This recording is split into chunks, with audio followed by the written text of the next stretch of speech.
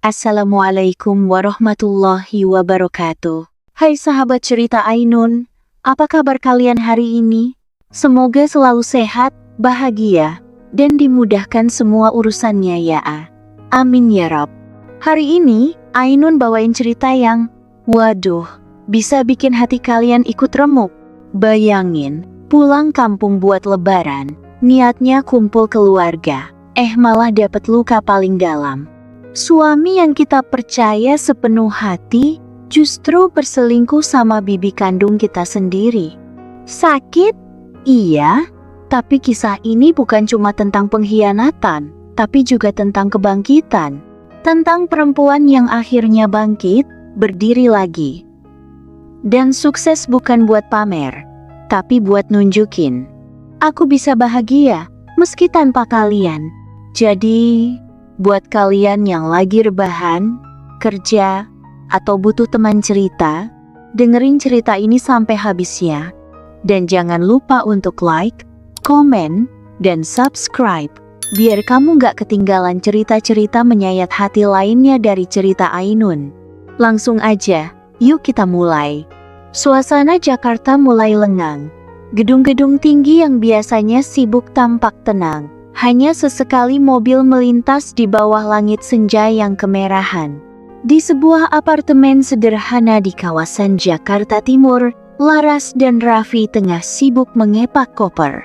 Tiket kereta eksekutif menuju kampung halaman Laras di Jawa Tengah sudah mereka pesan sebulan lalu. Bagi Laras, momen mudik selalu menjadi campuran antara sukacita dan trauma lama. Tahun ini, harapannya lebih besar dari biasanya. Laras, 29 tahun, adalah anak bungsu dari 5 bersaudara. Sejak kecil, ia terbiasa hidup dalam bayang-bayang kakak-kakaknya yang dominan. 2 kakak perempuannya terkenal sebagai wanita sukses dan karieris. Sementara 2 kakak laki-lakinya sudah menikah dan tinggal di kota lain. Ibunya, seorang janda yang keras, namun penuh cinta, seringkali tidak sadar bahwa ia menaruh beban berlebih pada Laras karena merasa dia masih tinggal di rumah. Laras tumbuh jadi pribadi penyabar, tetapi trauma masa kecilnya tertanam kuat menjadi tangan kanan ibu setiap kali lebaran tiba. Mulai dari bersih-bersih rumah sejak sahur pertama, memasak opor ayam, sampai mencuci piring tumpukan tamu-tamu. Kakak-kakaknya hanya datang membawa koper, lalu duduk manis menunggu makanan tersaji. Meski begitu, Laras tidak pernah membenci keluarganya. Ia hanya berharap, suatu saat, mereka menyadari bahwa dirinya juga layak dihargai sebagai anggota keluarga, bukan pelayan. Setelah lulus dari jurusan Bahasa Indonesia di Universitas Negeri ternama, Laras bekerja sebagai editor lepas di penerbitan. Disitulah ia mengenal Raffi, pria sederhana dengan mata yang teduh dan suara yang tenang. Raffi bukan pria yang akan membuat orang kagum pada pandangan pertama. Ia tidak datang dari keluarga berada, bukan pula lulusan luar negeri. Tapi Laras tahu, di balik penampilan biasa Raffi, ada integritas dan kehangatan yang membuatnya merasa aman. Raffi bekerja sebagai project manager di perusahaan konsultan lingkungan. Ia suka menanam pohon, gemar membaca puisi, dan jarang marah. Justru itulah yang membuat Laras jatuh hati di dunia yang terus berlari. Raffi adalah satu-satunya orang yang membuatnya ingin berhenti dan tinggal. Mereka menikah 2 tahun lalu dalam pernikahan sederhana. Tanpa pesta mewah, tanpa dekorasi berlebihan. Hanya keluarga dan teman-teman terdekat. Dan meskipun kehidupan rumah tangga, mereka tidak selalu mudah dengan keuangan yang kadang pas-pasan, dan tekanan dari keluarga besar Raffi selalu menjadi tempat Laras berpulang. Yakin kamu gak keberatan ikut aku pulang kampung tahun ini? Tanya Laras saat mereka duduk di ruang tunggu stasiun, menanti keberangkatan kereta. Raffi mengangguk sambil tersenyum. Kamu gak pernah nyuruh aku datang ke rumah selama lebaran. Tahun ini kamu yang minta. Artinya penting. Laras tertunduk, lalu berkata pelan, aku cuma gak mau lagi dianggap anak kecil. Aku gak mau lagi disuruh masak dari pagi sampai malam sendirian. Aku istri orang sekarang, Aku punya kamu. Aku pengen mereka lihat itu. Raffi memegang tangan Laras erat. Aku bakal ada buat kamu. Kalau mereka nyuruh kamu lagi macam-macam, aku yang akan berdiri duluan. Perjalanan panjang selama 7 jam di kereta akhirnya berakhir di sebuah stasiun kecil yang dikelilingi hamparan sawah. Udara kampung jauh lebih segar dari Jakarta. Langit bersih, burung-burung beterbangan rendah, dan para penjual jajanan khas lebaran mulai berjejer di pinggir jalan. Sesampainya di rumah Ibu Laras, sambutan begitu hangat. Ibu langsung memeluk Laras erat, mencium pipinya berkali-kali. Raffi disambut dengan senyum dan beberapa kalimat basa-basi. Wah, suami Laras ternyata ganteng juga ya. Atau, kayaknya kamu sabar banget mas, bisa tahan sama Laras yang keras kepala itu. Raffi hanya tertawa kecil, sementara Laras tersenyum canggung. Belum 5 menit, salah satu kakaknya Mbak Tika datang dengan 2 koper besar dan langsung berseru. Laras, tolong ya, bantuin angkat koperku. Mana anak-anak? Udah lapar nih, ada makanan belum? Laras mematung sejenak, refleks lamanya ingin langsung bergerak. Tapi kali ini, Raffi lebih sigap. Ia berdiri dan berkata, biar saya bantu mbak, Laras tadi masih capek di perjalanan. Tatapan Mbak Tika sedikit bingung, tapi ia tak berkomentar. Laras menatap Raffi penuh syukur. Tapi dalam hati, ia sadar, ini baru permulaan. Ia tahu, medan yang akan ia hadapi di rumah ini jauh lebih rumit dari sekadar mengangkat koper. Malam itu, saat keluarga besar berkumpul di ruang tengah, Laras duduk di sudut, memperhatikan semua orang tertawa, ngobrol, saling pamer kesuksesan dan pencapaian. Ia hanya ingin satu hal dilihat, bukan sebagai si bungsu yang bisa disuruh, tapi sebagai seorang perempuan dewasa yang telah berjuang, mencintai, dan bertahan. Dan tahun ini, ia datang bukan hanya membawa oleh-oleh, tapi juga tekad untuk mengubah cerita lamanya. Pagi pertama di kampung selalu terasa magis bagi Laras. Udara sejuk menusuk lembut kulit, suara ayam berkokok bersahutan, dan aroma khas tanah basah berpadu dengan wangi opor yang dimasak sejak subuh. Rumah nenek yang besar dan berdinding kayu jati mulai ramai oleh keluarga besar yang datang dari berbagai kota. Laras dan Raffi datang agak siang karena semalam mereka menginap dulu di rumah ibunya Laras. Hanya 2 rumah dari rumah nenek. Ketika melangkah masuk ke halaman rumah besar itu, puluhan pasang mata langsung menyambut mereka dengan senyum, pelukan, dan canda tawa. Anak-anak berlari ke sana kemari dengan baju baru, orang-orang dewasa sibuk menyiapkan hidangan lebaran. Namun satu sosok mencuri perhatian Laras. Bibi Ratna. Laras, kesini nak. Seru suara yang familiar nyaring dan sedikit genit. Bibi Ratna, adik kandung ibunya, muncul dari balik pintu dengan penampilan yang seperti biasa, mencolok. Baju terusan merah marun berlengan puff, sepatu hak tinggi meskipun di rumah nenek yang penuh tikar, dan parfum mahal yang menyeruak bahkan sebelum ia masuk ruangan. Ya ampun, kamu makin cantik, tapi kok makin kurus sih? Tanya Bibi Ratna sambil memeluk Laras erat, lalu mengecup pipinya 2 kali. Dan ini pasti suaminya ya? Halo, Mas Raffi, aku Ratna, tante dari Laras, tapi panggil aja Bibi biar awet muda. Raffi tersenyum sopan, sedikit menunduk. Salam kenal, Bibi. Oh, sopan banget, pantes Laras nempelnya sama kamu terus. Bibi Ratna tertawa lebar, membuat beberapa orang melirik dengan geli. Laras tahu, meskipun belum menikah di usia 45, Bibi Ratna selalu berhasil mencuri perhatian. Ia pernah bekerja di perusahaan penerbangan internasional sebagai pramugari, keliling dunia, dan punya gaya bicara yang seperti presenter TV. Dulu, Laras selalu memujanya sosok glamor yang berbeda dari keluarga mereka yang sederhana. Tapi hari itu, untuk pertama kalinya, intuisi Laras berbisik, ada sesuatu yang aneh. Setelah saling berpelukan dan ngobrol basa-basi, para ibu-ibu masuk ke dapur untuk memeriksa rendang dan sambal goreng ati yang sudah hampir matang. Seperti biasa, Laras ditarik ibunya ke dapur. Nanti kamu bantu susun piring ya Laras. Mbak Tika belum datang, si Dita masih ngurus anaknya, kata ibu sambil sibuk mengatur mangkok. Laras diam sejenak, lalu menoleh ke Raffi yang sedang bercanda dengan salah satu sepupunya di teras. Ibu, aku bantu sebentar aja ya, nanti gantian. Soalnya Raffi sendirian. Ibunya menoleh dengan tatapan tajam tapi tidak berkata apa-apa. Laras tahu keputusan itu pasti dianggap kurang sopan, apalagi di rumah besar ini semua perempuan dewasa sudah terbiasa membantu dapur. Dari balik dapur, suara Bibi Ratna terdengar lagi. Laras, kamu kan dulu jago banget bikin es blowah, masa sekarang udah lupa? Nanti Bibi kasih tips bikin yang lebih elegan ya, biar nggak kayak es tukang kantin sekolah. Beberapa sepupu tertawa kecil. Laras memaksakan senyum. Ia tahu, nada Bibi Ratna itu bukan gurauan biasa. Itu sindiran terselubung.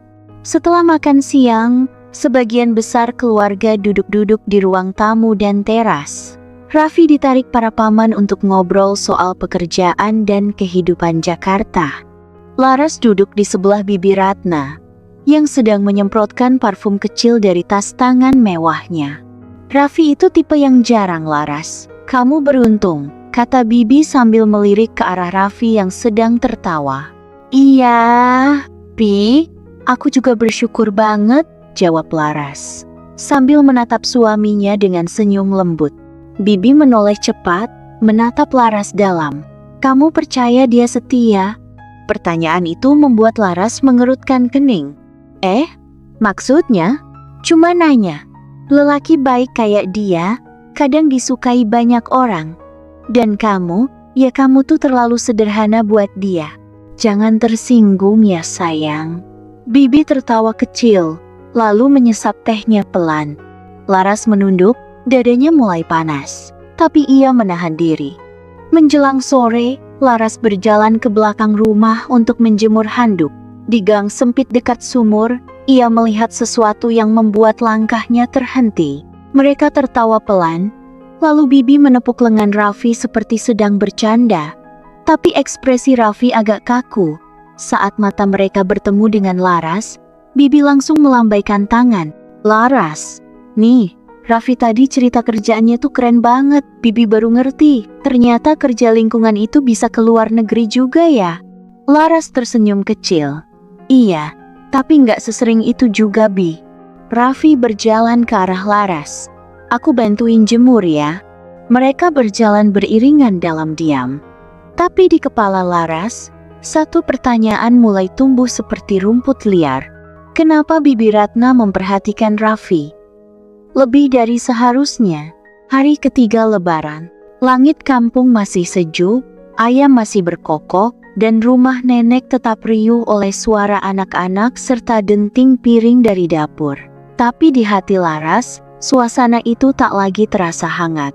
Ada sesuatu yang dingin, yang menggantung di udara, terutama setiap kali ia memandang wajah suaminya sendiri. Raffi. Sudah 3 hari di kampung, dan Laras mulai merasakan perubahan kecil tapi cukup menusuk. Awalnya ia pikir hanya Raffi yang kelelahan. Tapi kemudian, malam demi malam, Raffi mulai menghilang dari ranjang saat Laras terbangun. Kadang ia duduk di teras, merokok sendiri, padahal Laras tahu Raffi bukan perokok berat. Kadang ia bilang keluar sebentar untuk ngobrol sama Mas Anton sepupu Laras yang sama-sama tinggal di Jakarta, tapi ketika ditanya, Anton malah bilang belum ketemu Raffi sama sekali. Raffi jadi lebih diam, lebih cepat menghindar, dan lebih sering memegang ponselnya dengan cara yang mencurigakan. Siang itu, saat semua keluarga besar pergi ke rumah Pak De Sigit untuk silaturahmi, Laras memilih tinggal di rumah karena sedang pusing. Raffi awalnya ikut pergi, tapi kemudian tiba-tiba bilang ingin menyusul nanti.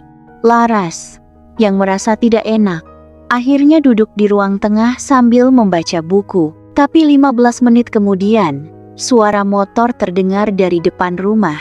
Ia intip dari jendela, jantung Laras mencelos. Ia mundur beberapa langkah dari jendela. Di luar, Ia dengar Bibi Ratna tertawa keras seperti biasa, dan Raffi hanya menimpali dengan suara pelan. Pintu depan dibuka. "Laras?" Suara Raffi masuk ke dalam. Laras buru-buru pura-pura membalik halaman buku. "Iya, Mas," jawabnya pelan. "Kamu belum tidur?" Raffi masuk, menyeka keringat dari lehernya. "Enggak, cuma duduk sebentar." Laras menatap suaminya, berusaha menahan diri untuk tidak langsung bertanya, tapi hatinya menolak diam. "Kamu dari mana?" Raffi mengerutkan kening. "Dari warung sama Bibi, dia ngajak beli es dan cemilan. Katanya buat nanti sore. Kenapa nggak bilang? Cepat aja tadi. Lagian kamu kan lagi istirahat." Laras menatapnya lebih lama dari biasanya. Raffi mengalihkan pandangan, lalu berkata cepat, "Aku mau mandi dulu, ya." Malamnya, mereka tidur di kamar belakang, kamar yang dulu adalah kamar Laras saat remaja. Biasanya, Raffi akan memeluknya dari belakang, atau minimal menyentuh tangan Laras sebelum tidur. Tapi malam itu, ia membelakangi Laras. Dan tubuhnya terasa jauh, bahkan saat mereka hanya berjarak satu kasur. Laras membalikkan tubuhnya, menatap punggung suaminya dalam gelap. "Mas," bisiknya. Raffi diam. "Mas, kamu kenapa?" Butuh beberapa detik sebelum Raffi menjawab. "Nggak kenapa-kenapa. Kamu beda. Dari kita datang ke sini, kamu kayak ada yang kamu simpan." Raffi menarik napas panjang, lalu menjawab datar. "Mungkin aku cuma capek. Kampungmu rame banget. Aku nggak terbiasa." Laras mengangguk. Meskipun Raffi tak bisa melihatnya, air mata mulai menggenang di sudut matanya. Keesokan harinya, Laras bangun lebih pagi dari biasanya. Ia sengaja menunggu di dapur, membuatkan teh kesukaan Raffi, teh melati panas dengan gula batu. Ia ingin kembali menyentuh hati suaminya. Mungkin dengan cara yang sederhana. Tapi saat ia berjalan ke depan rumah, yang ia temukan hanya cangkir kosong di meja teras, dan Raffi yang sudah menghilang entah kemana. "Mas Raffi tadi keluar naik motor sama Ratna," kata salah satu sepupu sambil mengunyah ketupat. "Katanya mau bantu Bibi beli sesuatu ke pasar." Laras tidak menjawab. Ia kembali masuk rumah, duduk, dan untuk pertama kalinya sejak menikah, ia merasa sendirian. Bukan karena ia tidak punya teman, tapi karena pria yang selama ini menjadi sandaran hidupnya perlahan berubah menjadi sosok asing, yang kini bahkan tidak bisa ia ajak bicara tanpa rasa takut kehilangan. Dan lebih dari itu, Laras tahu, Bibi Ratna mulai mengambil ruang yang seharusnya hanya milik dirinya. Laras berdiri di dapur, mengaduk sayur lodeh sambil sesekali melirik ke arah ruang tamu. Suara tawa renyah terdengar dari sana. Bibi Ratna dan Raffi lagi-lagi duduk berdua, terlalu akrab untuk ukuran bibi dan keponakan ipar. Terlalu dekat. Laras menarik napas, menahan panas yang pelan-pelan menyebar di dadanya. "Rasanya asing dikit ya, Ras?" ujar Ibu Laras, mencicipi kuah lodeh. "Tambahin garam dikit aja." Laras mengangguk, tapi pikirannya melayang. "Aku ke ruang tamu dulu, Bu. Mau ambil sendok." Ibu hanya mengangguk sambil kembali ke wajan rendang. Laras melangkah perlahan, pura-pura sibuk, tapi matanya waspada. Begitu sampai di pintu ruang tamu, Laras terdiam. Raffi duduk menyandar di sofa, Bibi Ratna duduk menyamping, menghadap ke arahnya. Kakinya dilipat anggun, dan tangan kirinya menyentuh lengan Raffi. Saat tertawa, "Mas Raffi ini lucu banget ya. Cara ngomongnya tuh kalem, beda banget sama cowok-cowok yang biasa Bibi kenal." Raffi tertawa kecil. "Enggak juga, Bi. Saya biasa aja. Tapi aura kamu beda." "Serius deh." Tatapan Bibi Ratna menukik tajam, terlalu dalam. Laras pura-pura batuk kecil. Raffi langsung menoleh. "Oh, Laras, udah selesai masak? Baru mau ambil sendok," jawab Laras pendek, lalu menatap Bibi Ratna. "Bibi, mau bantu ke dapur?" Bibi tertawa. "Aduh, Bibi tuh nyerah kalau urusan dapur. Masak tuh buat yang sabar kayak kamu. Bibi tugasnya bikin suasana ceria aja." Ia berdiri dan berjalan melewati Laras dengan langkah ringan. Tapi sebelum melewati pintu, ia berbisik, "Kamu beruntung, Ras. Suami kamu enak diajak ngobrol." Laras tertegun. Kata-kata itu seperti racun yang halus tapi mematikan. Di malam harinya, keluarga besar duduk lesehan di ruang tengah, menonton film lawas yang diputar dari laptop ke layar proyektor. Raffi duduk di ujung, dan Bibi Ratna tanpa ragu duduk tepat di sebelahnya, menyodorkan semangka potong. "Mas Raffi, coba deh yang ini. Manis banget, kayak senyum kamu," ujarnya disertai kedipan mata. Beberapa sepupu tertawa geli, tapi Laras hanya diam, wajahnya menegang. Raffi hanya tertawa kecil dan menggaruk kepala. "Wah, bisa aja, Bi." Laras merapatkan duduknya ke arah Raffi, mencoba merengkuh tangan suaminya diam-diam. Tapi Raffi cepat-cepat menarik tangannya, berpura-pura mengambil minum. Itu membuat hati Laras mencelos. Usai acara nonton, Laras menarik tangan Raffi keluar rumah, ke halaman yang mulai sunyi. Angin malam berhembus pelan. Di bawah cahaya lampu gantung tua, wajah Laras tegang. "Mas," suaranya rendah tapi tegas, "aku pengen tanya sesuatu." Raffi mengangguk. "Tanya apa?" "Kamu ngerasa Bibi Ratna terlalu dekat nggak sih sama kamu?" Raffi terlihat terkejut, tapi cepat-cepat menenangkan wajahnya. "Loh, maksud kamu?" "Ya, dari kemarin aku perhatiin cara dia ngomong ke kamu, sentuhan kecil, pujian yang nggak wajar. Kamu nggak ngerasa itu aneh?" Raffi tertawa hambar. "Kamu terlalu sensitif, Ras. Dia memang begitu orangnya, semua juga tahu. Tapi Mas nggak berusaha jaga jarak. Mas malah ketawa. Tanggapin, biarin dia duduk deket, megang-megang." "Laras," potong Raffi. Kali ini nadanya lebih tinggi. "Aku tahu batas, jangan lebay." Laras mundur setengah langkah, tersentak oleh nada suara itu. "Maaf," bisiknya. "Aku cuma takut kehilangan kamu."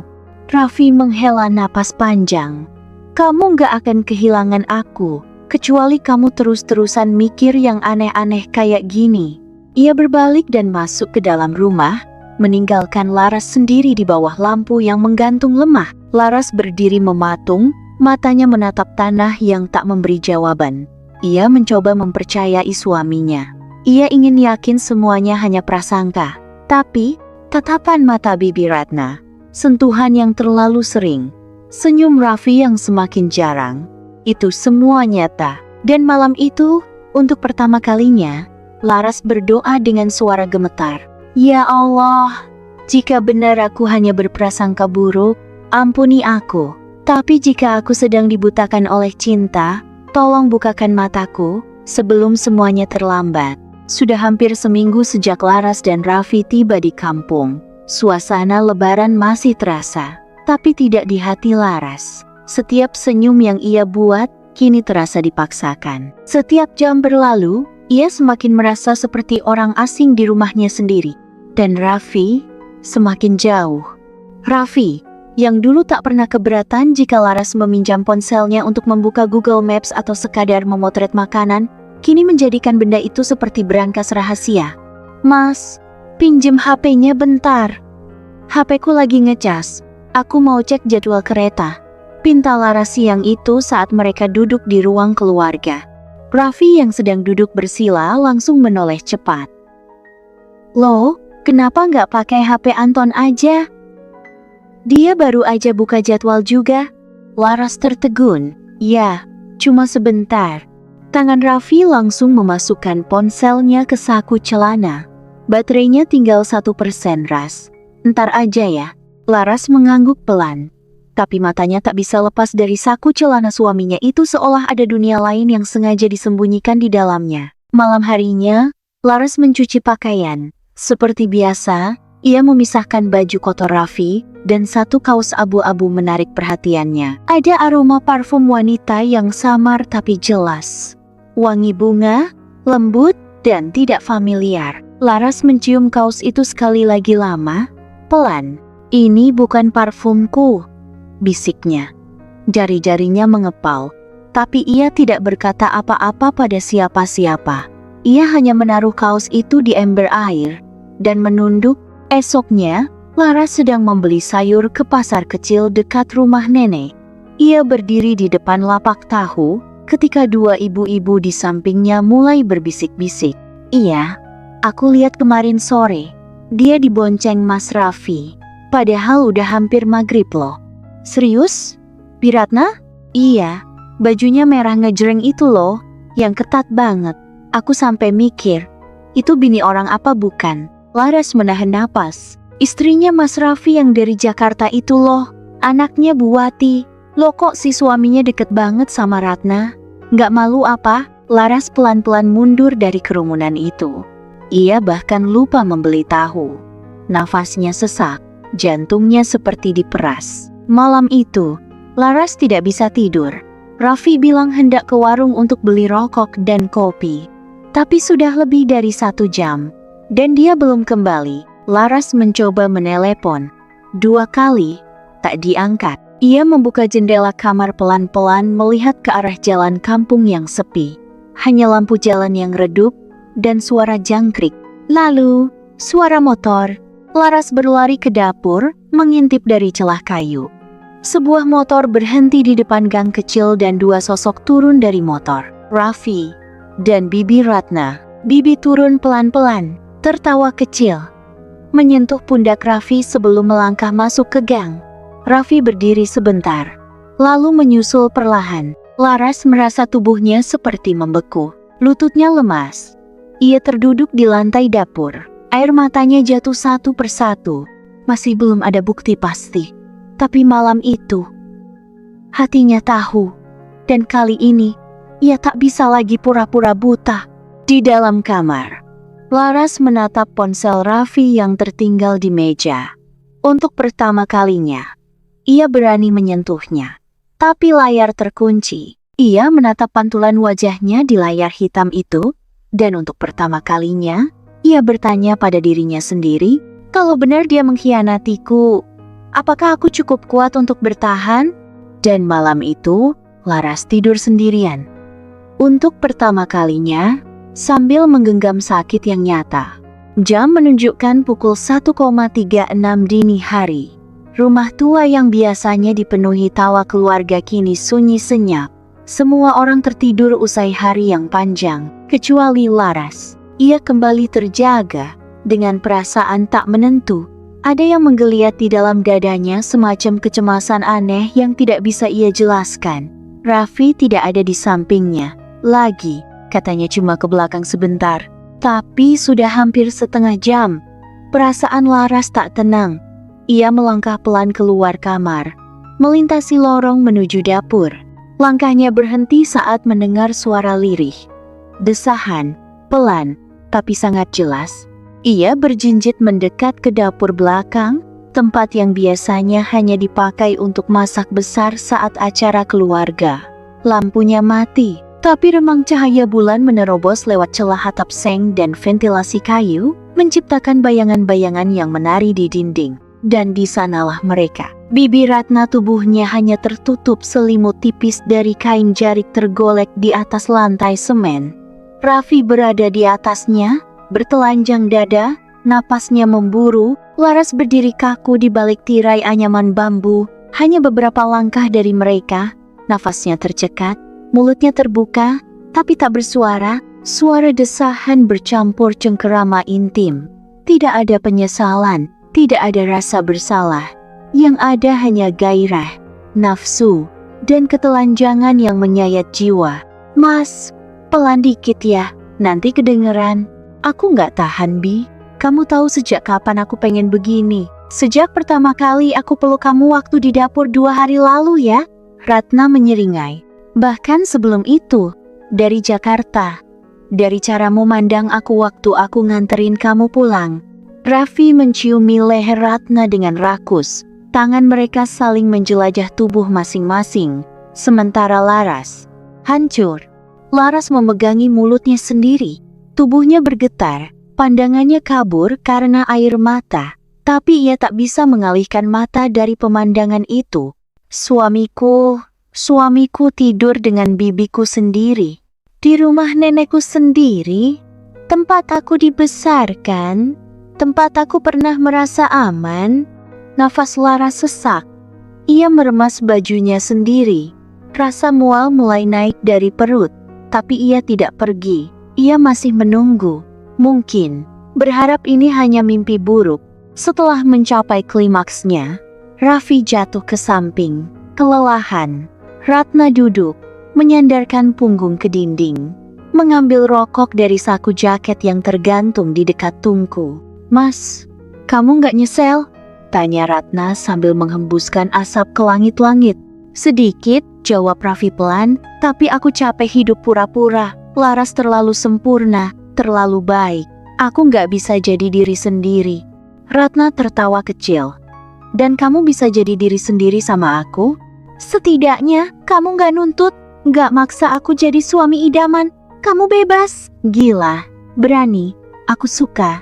Laras menggigit bibirnya hingga berdarah. Satu sisi hatinya ingin menyerbu, menampar mereka, menghancurkan semua. Tapi sisi lain, apa yang akan terjadi kalau aku buka aib ini? Pada keluarga, pada ibu, pada semua orang. Laras akhirnya mundur. Pelan, tanpa suara, ia menahan isak sampai dadanya sakit. Kakinya lemas, tapi ia memaksa melangkah kembali ke lorong. Begitu sampai di kamar mandi luar, ia muntah. Air mata dan ludah bercampur jadi satu. Ia berlutut, tak kuat berdiri. Wajahnya mencium lantai dingin. Ya Allah, kenapa ini harus terjadi padaku?" Pagi menjelang. Laras tak tidur semalam. Raffi kembali ke kamar seperti tak terjadi apa-apa. Ia berbaring, memeluk Laras dari belakang. "Maaf ya, tadi malam aku ketiduran di ruang tengah," katanya lembut. Laras diam, wajahnya kosong. Ia tak menangis lagi, karena di dalam dirinya, segala sesuatu yang dulu hangat, kini telah mati. Pagi menjelang, tapi bagi Laras, dunia terasa seperti malam yang tak pernah berakhir. Dia hanya duduk di tepi ranjang, mengenakan kerudung tipis dan daster kusut. Wajahnya sembab, matanya kosong. Di luar, suara ayam berkokok memanggil hari baru, tapi di dalam kamar, dunia Laras telah runtuh semalam. Raffi masuk ke kamar seperti biasa, seolah tak terjadi apa-apa. "Maaf ya," katanya sambil membuka kaos. "Tadi malam aku ketiduran di ruang tengah. Listrik mati. Jadi aku nggak bisa lihat jalan balik ke kamar." Laras tidak menjawab. Ia hanya menatap kosong ke lantai. Raffi meraih handuk dan berjalan ke kamar mandi. Tapi sebelum ia menyentuh pintu, suara Laras terdengar pelan, tapi dingin. "Kamu tidur di ruang tengah? Atau di atas tubuh bibiku sendiri?" Raffi membeku. Tangannya masih menggenggam gagang pintu. Bahunya naik turun. Ia tidak langsung menoleh. "Aku lihat kalian." Perlahan, Raffi berbalik. "Sejak kapan kamu tahu?" "Saat kalian bercinta di dapur belakang, tengah malam, di atas tikar yang biasa dipakai untuk ngupas bawang waktu lebaran tahun lalu, kamu bahkan bilang, kamu nggak tahan lagi." Raffi menghela napas. Tidak ada usaha menyangkal, tidak ada rasa bersalah di matanya, hanya lelah. "Jadi kamu tahu," katanya datar. "Aku tahu semuanya," jawab Laras. "Tapi aku masih pengen dengar dari mulut kamu sendiri. Kenapa?" Raffi menatap Laras. Tatapan yang dulu membuat Laras merasa aman, kini terasa seperti cermin retak. "Karena aku capek, karena kamu terlalu kaku, karena kamu gak bisa bikin aku merasa hidup." Laras mengerutkan dahi. "Maksud kamu?" Raffi mengangkat bahu. "Kamu istri yang baik, Laras. Terlalu baik, tapi di ranjang kamu seperti batu. Gak ada gairah, gak ada rasa. Semua terlalu datar. Seolah kamu hanya melayani, bukan menikmati." Air mata Laras mulai mengalir, tapi ia tetap menatap Raffi. Dan bibi Ratna, suaranya bergetar. "Dia beda." Raffi tertawa sinis. "Dia tahu gimana cara memperlakukan laki-laki. Dia tahu kapan harus lembut, kapan harus liar. Dia bukan orang suci, tapi dia hidup." Bibi Ratna lebih tahu cara memuaskan laki-laki dibanding kamu. Laras tak bisa berkata apa-apa. Ucapannya tercekat di tenggorokan, tapi air matanya terus mengalir. Pernyataan itu lebih dari sekadar pengakuan. Itu penghinaan, itu pembunuhan karakter, itu pembatalan cinta. Jadi, semua ini salahku, bisiknya pelan. Gak semua salah kamu, kata Raffi enteng. Tapi kamu gak pernah mau berubah. Kamu terlalu sibuk jadi wanita sempurna, terlalu sibuk jadi istri salehah. Tapi lupa, aku juga manusia. Aku juga punya kebutuhan. Dan jawaban kamu atas kebutuhan itu adalah tidur dengan bibiku? Suara Laras meninggi, mulai retak. Raffi menatap Laras. Kali ini agak lembut seperti merasa iba, tapi bukan karena cinta. Maaf, aku gak bermaksud nyakitin kamu. Tapi ya, itu terjadi, dan aku gak nyesel. Laras berdiri. Air matanya tak bisa dibendung lagi. Tapi kini bukan lagi air mata kesedihan. Itu adalah air mata kehilangan harga diri. Kamu tahu kenapa aku diam? Kenapa aku gak langsung ngamuk? Karena aku masih berharap kamu punya sedikit rasa hormat buat hubungan kita. Tapi ternyata, yang aku nikahi bukan laki-laki, tapi pecundang. Raffi membuka mulut, tapi Laras melanjutkan. Dan satu lagi, aku bukan batu, aku bukan mayat. Aku hanya gak pernah merasa aman untuk menunjukkan siapa aku di depan kamu. Karena setiap aku buka sedikit luka, kamu pergi. Setiap aku menangis, kamu bilang aku drama.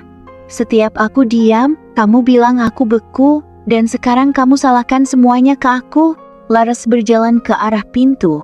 Suaranya gemetar, tapi tegas. Aku mungkin gak sehebat bibiku di ranjang, tapi setidaknya aku punya harga diri. Sesuatu yang kalian berdua udah buang demi nafsu semalam. Laras keluar dari kamar, meninggalkan Raffi yang berdiri membatu. Hari itu, ia tidak berkata apa-apa ke keluarganya.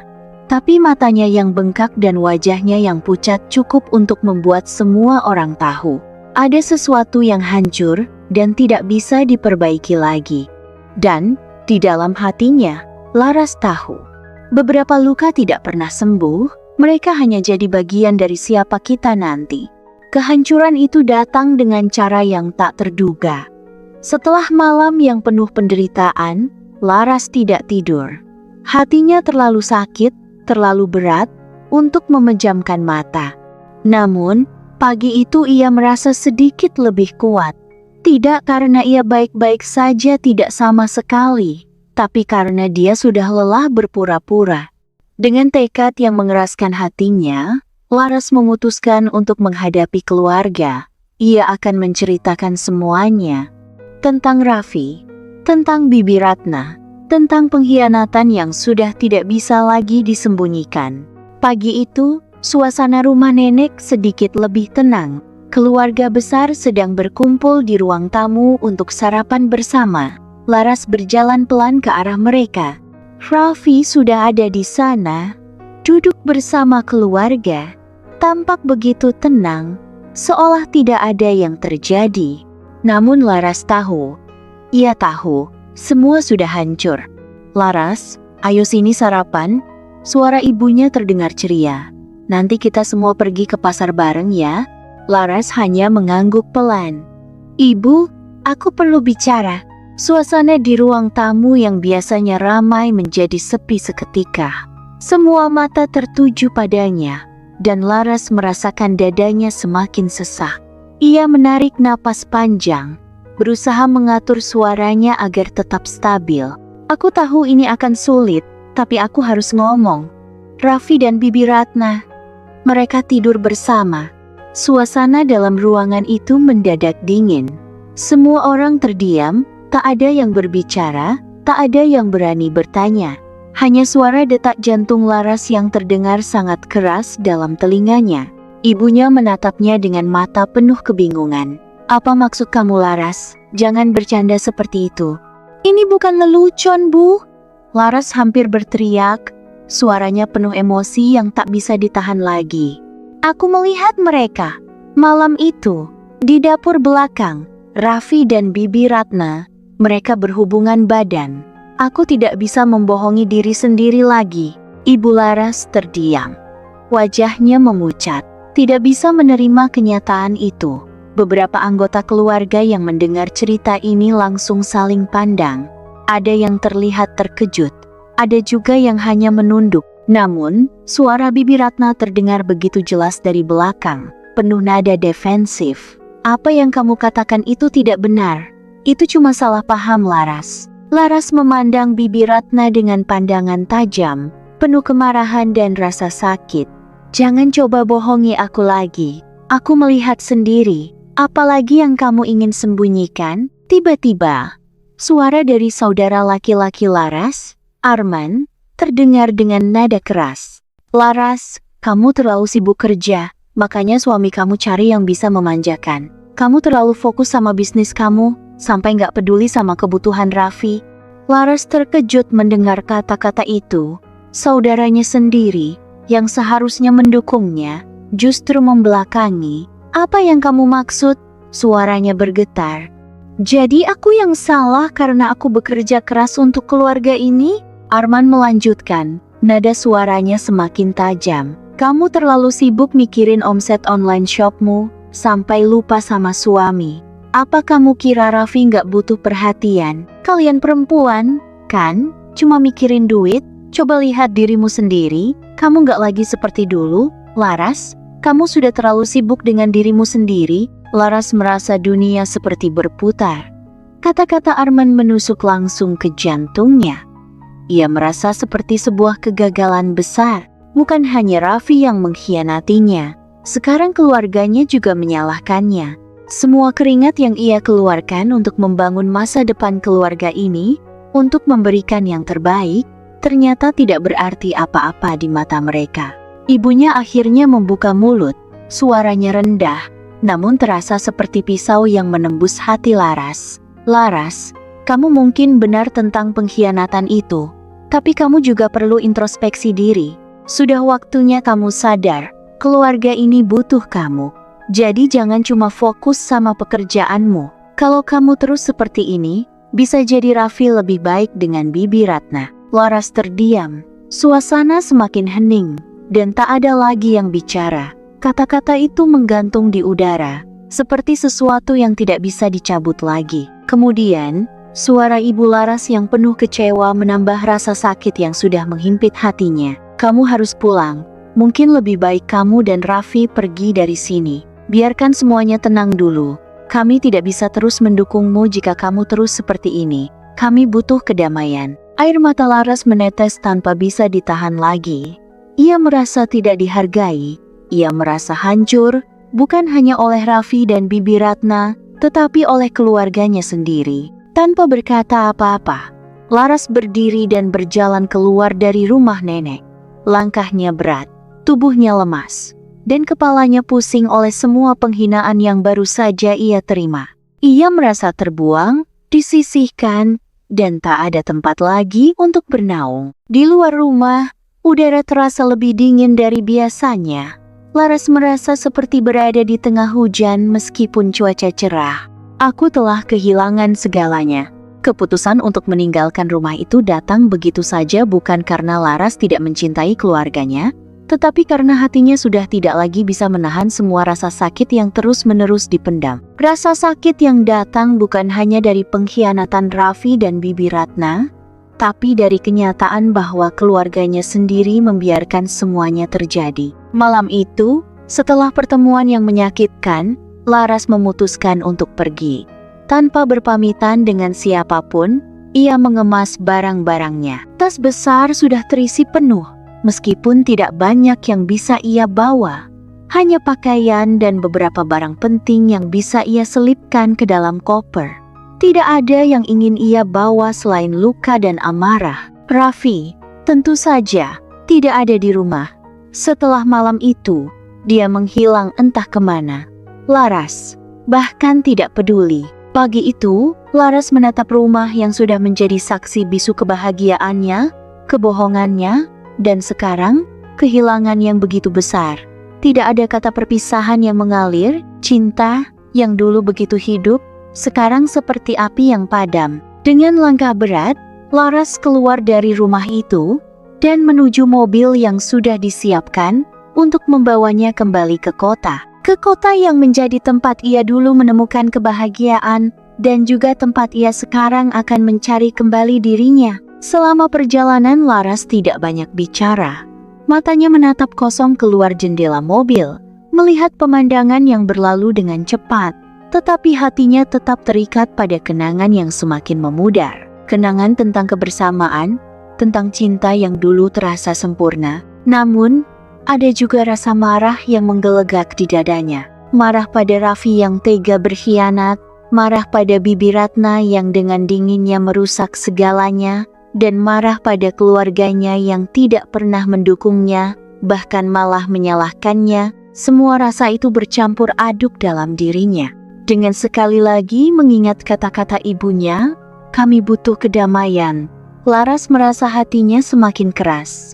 Kedamaian yang diminta oleh keluarganya bukanlah kedamaian yang ia cari, melainkan penyembuhan yang tulus. Setibanya di kota, Laras merasa sedikit lebih baik. Kota ini bukan hanya tempat ia bekerja, tetapi juga tempat ia pernah meraih mimpinya. Dunia bisnis yang telah ia bangun dengan jerih payah, mungkin inilah saat yang tepat untuk menghidupkan kembali semangat yang pernah ada dalam dirinya. Tanpa Raffi, tanpa keluarganya yang penuh luka, hanya ada dirinya sendiri. Namun, keputusan itu bukan tanpa beban. Setiap malam, saat sepi melanda, kenangan akan rumah itu, akan Raffi dan Bibi Ratna, selalu menghantui. Laras sering terbangun di tengah malam, merasakan beratnya kehilangan yang tak bisa dijelaskan dengan kata-kata. Tapi ia tidak menyerah. Setiap kali ia terjatuh, ia bangkit lagi. Dengan kerja keras dan tekad yang lebih kuat, ia kembali membangun bisnisnya. Bisnis online shop yang dulu sudah berjalan dengan sukses.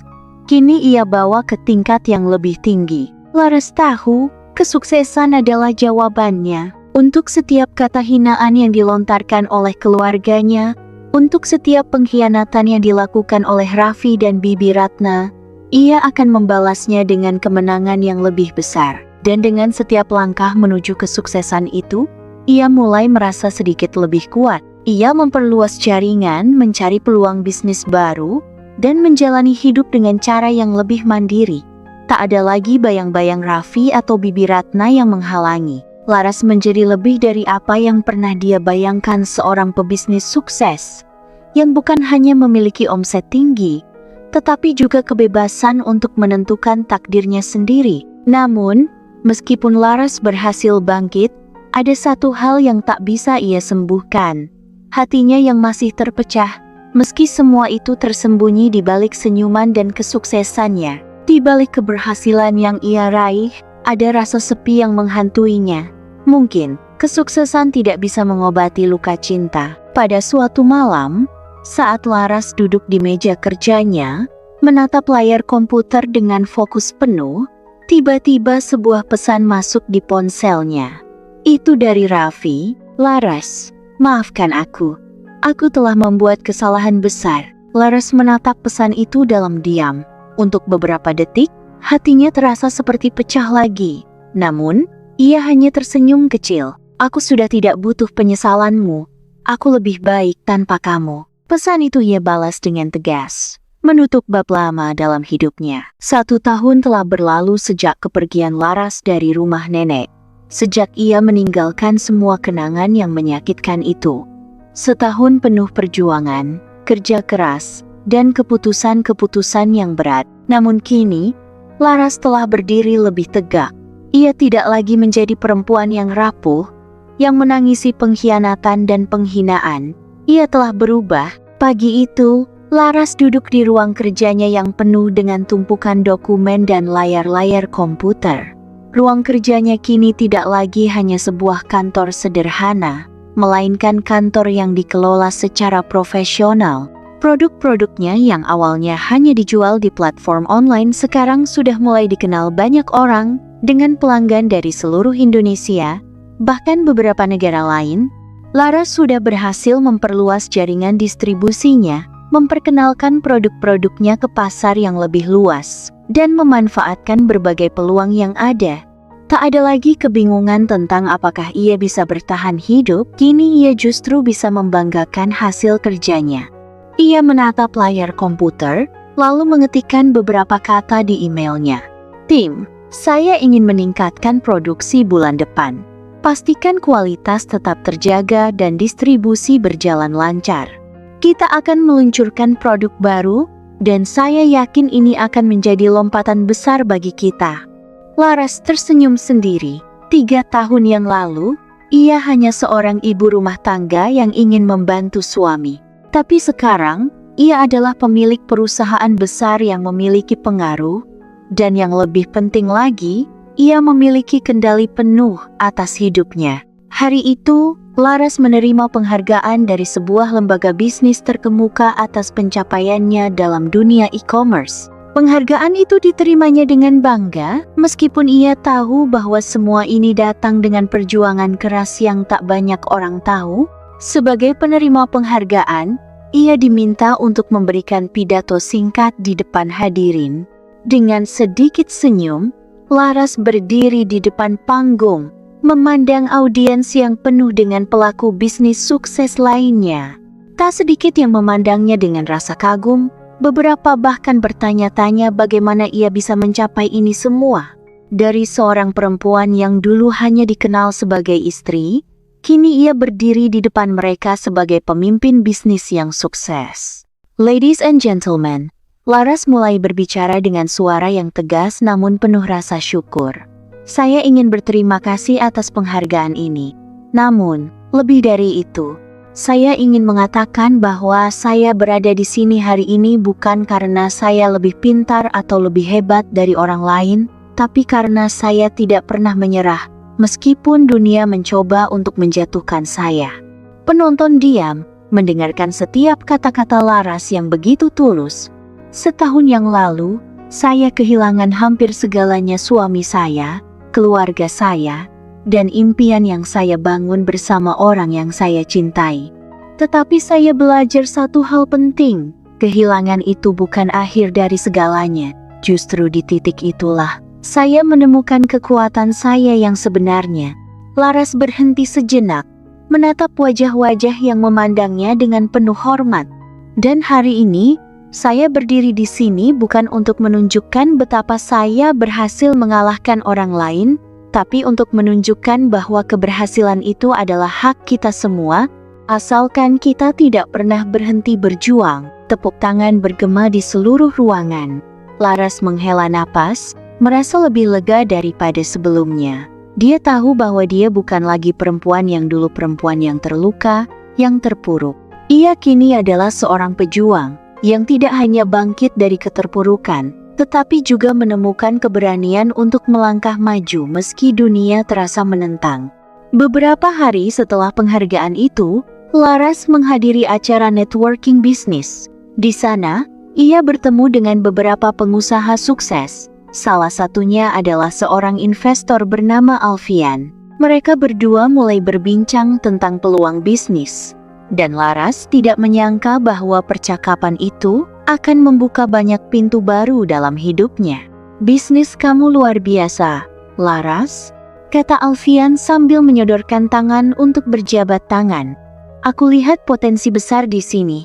Aku tertarik untuk berkolaborasi dan memperluas jangkauan produk kamu ke pasar internasional.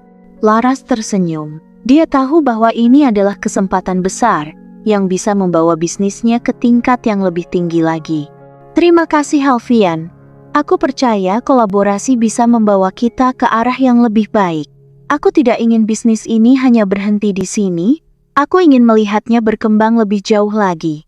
Mereka sepakat untuk memulai pembicaraan lebih lanjut dan mengeksplorasi peluang kolaborasi. Di saat itulah Laras merasa bahwa keputusan untuk bertahan dan berdiri kembali adalah keputusan yang tepat. Di luar pekerjaannya yang semakin sukses, Laras juga mulai menyadari sesuatu yang lebih penting. Ia tidak lagi merasa kosong. Keberhasilannya bukan hanya terletak pada angka dan omset, tetapi juga pada kedamaian dalam dirinya. Ia belajar untuk memaafkan dirinya sendiri. Meskipun itu tidak berarti ia melupakan pengkhianatan yang terjadi.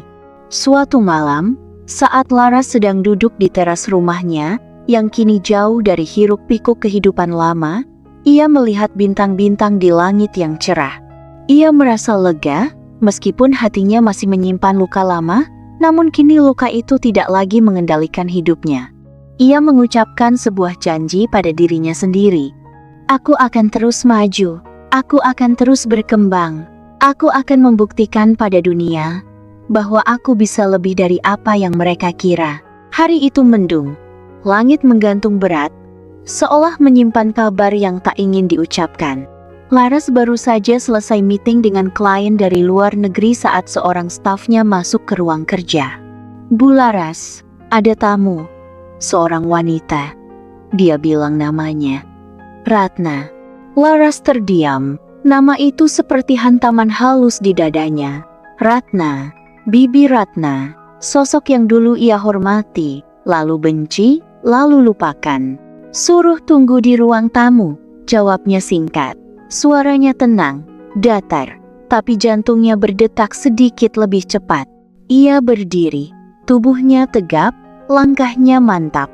Ia tidak tahu perasaan apa yang mengalir sekarang, marah, benci, atau sudah tak peduli. Saat Laras membuka pintu ruang tamu, ia nyaris tak mengenali wanita yang duduk di sana. Bibi Ratna dulu selalu tampil glamor, anggun, dan wangi, kini tampak lusuh, kurus, dengan wajah pucat dan mata cekung. Pakaiannya usang, makeupnya luntur, dan rambutnya kusut tak terurus. Tangannya menggenggam tas kecil yang tampak sudah usang. Laras, suara itu bergetar. Akhirnya aku bisa bertemu kamu. Laras hanya diam, berdiri beberapa langkah dari kursi. Wajahnya datar, tak menunjukkan kejutan atau simpati.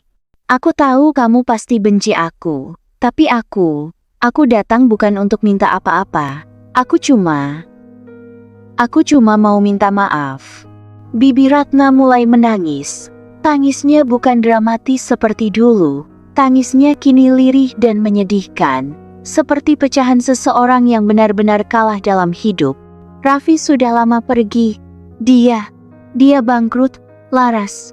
Banyak utang, dikejar-kejar orang, dan dia tinggalkan aku. Aku nggak punya siapa-siapa lagi. Rumah dijual. Aku sekarang tinggal numpang di rumah teman yang kadang juga ngusir. Laras tetap diam, tatapannya kosong.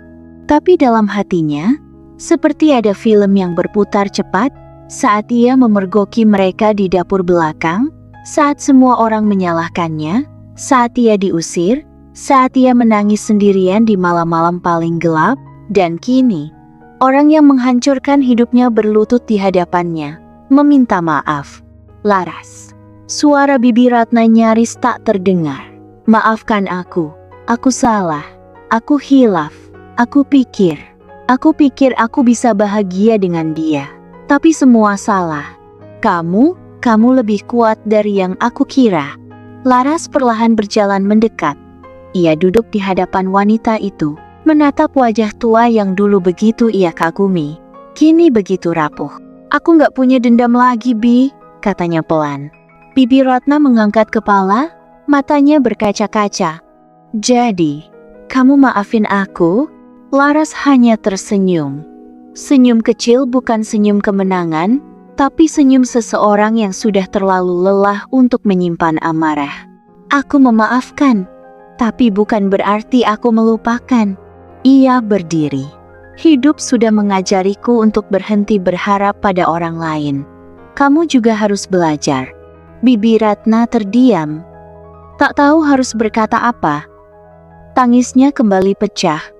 Kali ini lebih dalam. Kalau kamu butuh bantuan, hubungi kantor sosial. Mereka lebih tahu harus membantumu seperti apa.